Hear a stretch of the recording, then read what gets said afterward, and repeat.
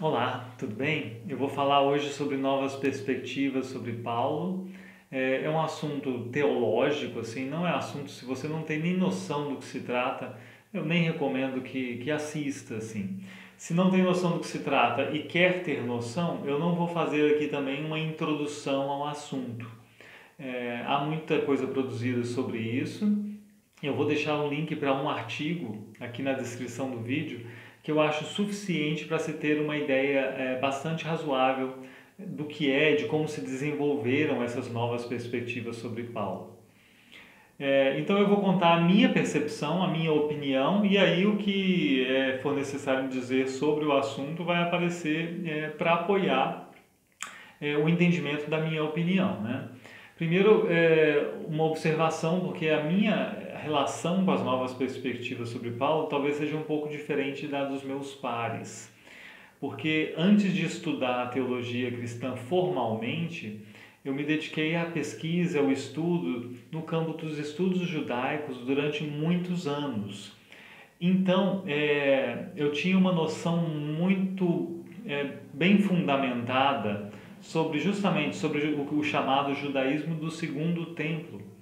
É, de tal forma que muito antes de ter contato com as tais novas perspectivas sobre Paulo, eu percebia que o discurso mais comum entre teólogos cristãos, protestantes inclusive, sobre o contexto judaico do século I, esse discurso era muito simplório, assim, não alcançava nem chegar perto do que nós tínhamos disponível de conhecimento sobre esse contexto.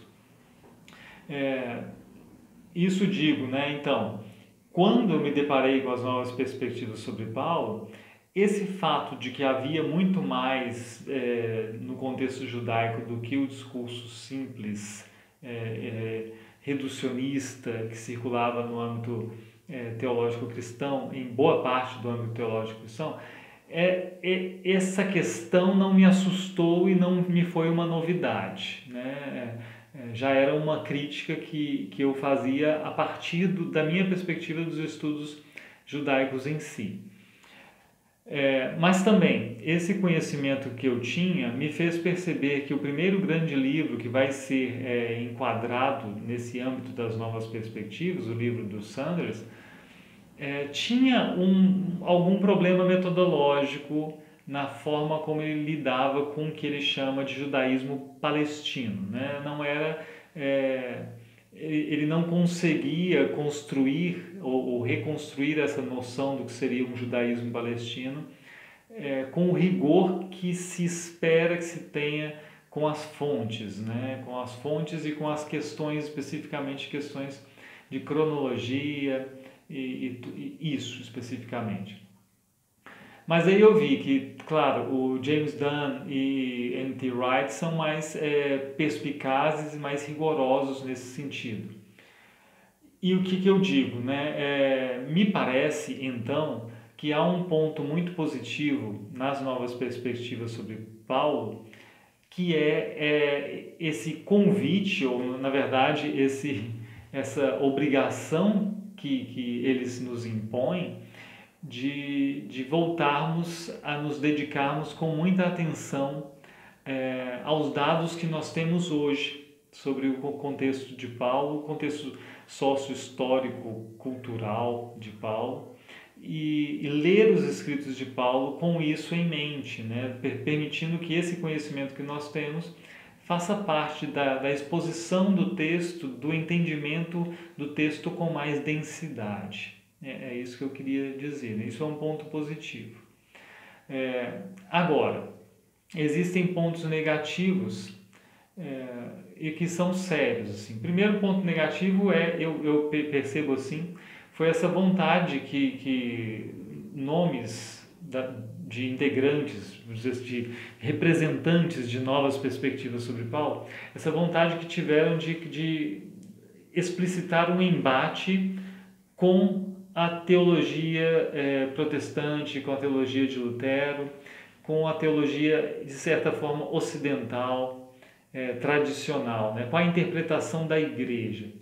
Esse embate que eles desenvolveram me parece, às vezes, posso estar enganado, que se deve um pouco à vontade de novidade que existe no âmbito acadêmico dos estudos da Bíblia, né?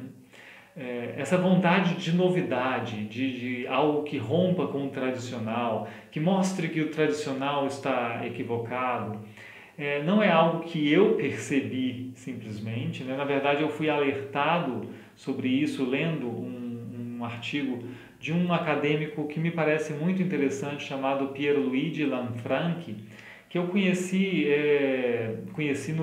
digo academicamente, né, de leitura, há uns bons anos já também, porque ele escreveu muito sobre a tragédia de Ezequiel, que é um texto dramático, um texto de teatro muito importante para o judaísmo de expressão em língua grega, né, para esse contexto judaico de língua grega. E ele trabalhou com isso durante um tempo, preparou até uma edição desse texto, né, comentada. Então eu tive contato com esse sujeito por isso, e ele percebeu isso muito claramente e fez uma crítica muito perspicaz, né, de que na academia às vezes nós estamos sendo seduzidos pela vontade de novidade na abordagem do texto bíblico, e isso às vezes nos faz deixar de dar atenção aos dados com o rigor que nós deveríamos ter na leitura dos dados, né? E isso nos faz dar um passo além da conta, muitas vezes. Eu acho que nas novas perspectivas sobre Paulo, pelo menos a gente deveria contar com essa possibilidade, né?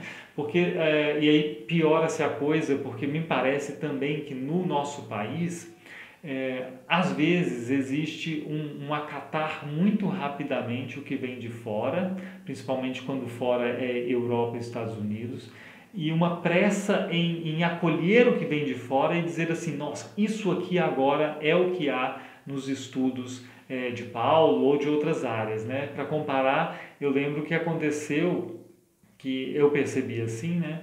No caso dos estudos de Mateus, com aquele livro do Overman, sobre a comunidade mateana e o judaísmo formativo, que foi acolhido assim por várias pessoas como se não se pudesse mais falar sobre Mateus se não estivesse alinhado com o pensamento do Overman. E sendo que uma leitura muito perspicaz do texto do Overman revela que há problemas metodológicos ali também, né? Não é um livro tão redondo quanto parecia, né, pelo discurso de vários teólogos aqui do Brasil, né? Que eram muito críticos até se você não acatava o que se dizia ali.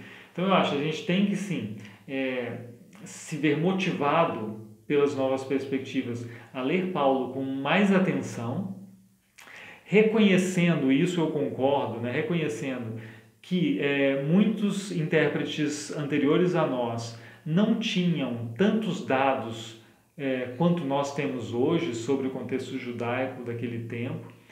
Lembrem-se que os reformadores não tinham manuscritos do Mar Morto, não tinham o que nós encontramos na Geniza do Cairo, não tinham uma circulação tão ampla de vários textos, mesmo preservados em grego, do contexto judaico daquele tempo, ou quase daquele tempo. Então, era uma visão mais restrita, né? Alguns no âmbito da reforma ainda, né, que se dedicaram a tentar entender o contexto judaico mais profundamente, acabaram lidando mais com literatura rabínica do que com textos propriamente daquele momento do chamado judaísmo do Segundo Templo, né? Que é um problema metodológico também. Ou seja, nós temos uma vantagem com relação aos dados. Isso não quer dizer, contudo, que a interpretação tradicional da igreja seja equivocada. Isso que eu quero dizer, né? A vontade de novidade pode nos levar a dizer, não, nossa condição privilegiada nos faz interpretar sempre melhor e sempre dizer que está errada a interpretação tradicional. Isso seria um erro.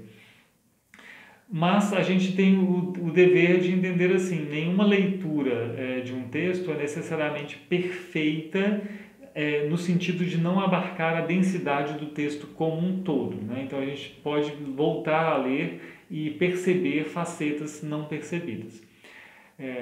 O que eu estou tentando dizer, né? O que não é bacana é dizer assim, não, tudo que Agostinho leu, tudo que Lutero leu, isso era tudo uma viagem, assim, não tem nada a ver. Porque fazer isso também e acusar, por exemplo, Lutero de reducionismo na leitura de Paulo, a gente o faz se a gente também é reducionista na leitura que a gente faz de Lutero e também na leitura que a gente faz de Paulo, né? Não querendo acusar Lutero de não perceber alguma coisa, a gente deixa de perceber alguma coisa em Paulo também. É isso que eu quero dizer. A gente reduz também, né? Paulo é só isso. O problema de Paulo é só a questão judeu-gentio. E aí deixa de perceber que o problema que Paulo mostra para o ser humano é mais do que isso, e há passagens que deixam isso bem claro. Principalmente se a gente lê os textos paulinos no conjunto do cânone. E aí fala assim, mas para que ler no conjunto do cânone? Isso não é acadêmico. Olha, mas Paulo não é um sujeito que surgiu do nada, né? Ele surge em diálogo com as comunidades cristãs, com os apóstolos, com os outros apóstolos, e então espera-se que haja uma comunicação de sentido ali. E me parece então que se a gente quer uma nova perspectiva sobre Paulo mais bem acabada, a gente deve ler Paulo lendo também o João, lendo o Apocalipse, lendo os Evangelhos, lendo Tiago. Eu acho que seria mais interessante a gente fazer isso, né? Todos esses escritores judeus, né? Todos esses escritores judeus que vão lidar com uma questão muito semelhante, né? Essa fé que eles carregam e agora lidando com o evento Cristo. Acho que ler assim, eu acho que a gente tem chance de ser mais moderado e ter um avanço real e não uma tentativa de chocar pessoas e de bagunçar, às vezes, o que não precisa ser bagunçado. Isso de não ler Lutero devidamente também, eu acho importante dizer, né? Vou ser bem breve agora, meu tempo previsto está acabando. A gente não deve deixar de lado essa oportunidade também de reavaliar, e eu estou falando sobre luteranismo especificamente, já que há um confronto direto com a teologia luterana em princípio, né, embora também com o protestantismo em geral. Mas, por exemplo, na teologia luterana, se a gente reduz a teologia luterana a segundos da lei e evangelho e fica só nisso, a gente vai dizer, não, há um problema aí realmente. E o confronto com as novas perspectivas sobre Paulo podem nos ajudar a perceber a riqueza da tradição luterana e da teologia luterana para além desse âmbito tão restrito assim. Vamos recuperar e, na verdade, voltar a dar valor a outros elementos que fazem com que a teologia luterana seja mostrada em toda a sua complexidade, de forma que ela não se desconecte do que é o cânone bíblico como um todo, do que é a teologia cristã histórica como um todo, né? E aí a gente tem uma riqueza muito maior. Consideremos então, a partir das próprias confissões luteranas, o que é a tradição luterana no sentido mais amplo. Eu acho que essas são as duas tarefas que eu me coloco, né? Que eu sei que são muito difíceis, porque tanto é que eu não me dediquei a escrever sobre Paulo ainda, e não pretendo tão cedo. Mas é isso, né? Ler Paulo com muita atenção, respeitando novos dados e procurando uma densidade maior na exposição, e ler a tradição luterana também com mais densidade, respeitando toda a sua complexidade e riqueza e não sendo reducionista nisso também.